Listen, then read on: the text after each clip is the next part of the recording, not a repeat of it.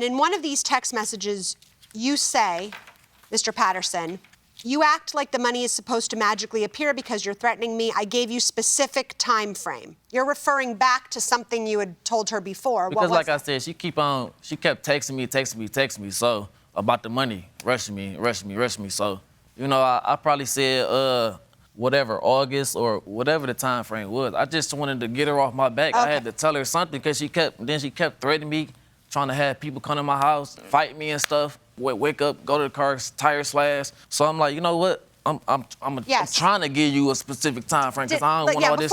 Okay, hold on. Before we go any further, Ms. Maison, did you slash his tires? I definitely did. But I really feel like he's trying to make me out to be the villain because when I did slash his tires, he gave 2 girls my address, even his current girlfriend. Okay, but back up. You slashed his tires. I mean, that's pretty bad. I was angry and I acted out on emotion because that one night, like, he did something that just set me off. Like, it was so many things that he's done to me that just continued to pile up. So now I just want to do something that's going to hurt him because he doesn't care about hurting me. So I went over my edge, and I apologized multiple times to him about everything. Did you threaten to have people go over to his place? When he started threatening me, like, the girl constantly calling me no caller ID, continued to call me. Were there women you were involved with that were calling her? Even if you didn't? What she talking about, that's after she slashed my tires. I wasn't gonna touch her. I'm gonna have my girl, you know what I'm saying, handle that. And I told my brother about it. Well, that's all I need to hear. I'm gonna have my girl handle that.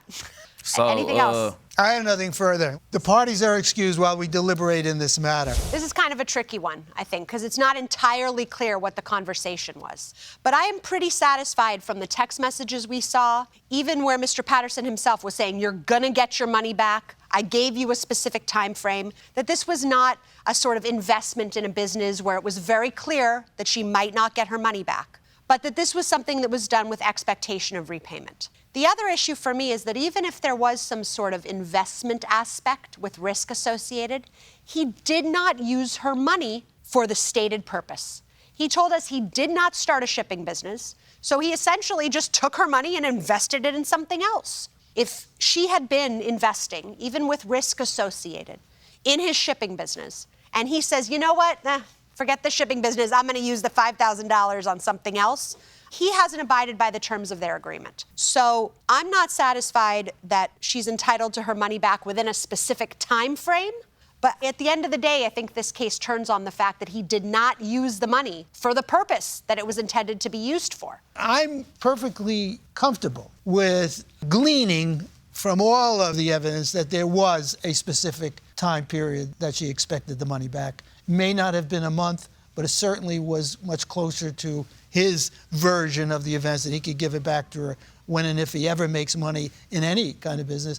But you were particularly on point when you said he didn't use the money for the purposes she gave him, and therefore, at that moment, he should have given it back to her. Yeah. I asked, where is your business now? He said, I'm investing in other businesses. Right. That didn't work out. So does she deserve her money back? Absolutely. I think so. She does not obviously deserve to have her money flipped and have it done. No. Oh, no. Business never even took off. So I agree with both of you. Agreed. I think this is a rescission issue rather than a loan issue. Yes. Okay, so I think we have a verdict, and it is unanimous. Yes. This court is again in session.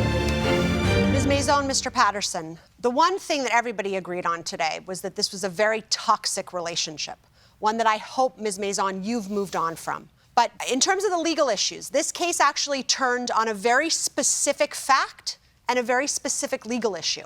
Now, it was a little unclear whether the initial money given was an investment or a loan, but at the end of the day, we concluded that that, in fact, didn't matter. Because, Ms. Maison, you gave Mr. Patterson the money for a specific purpose, which was to invest in his shipping business. Mr. Patterson, you told us candidly that your shipping business was not able to proceed. And so you decided, without speaking to Ms. Maison about it, to use that money for a different purpose. So for that very specific reason, because the money given was not used for the intended and agreed upon purpose, we conclude that the agreement at that point ended and you were entitled to receive your money back. And so the unanimous judgment of the court today is for $5,000 in favor of the plaintiff.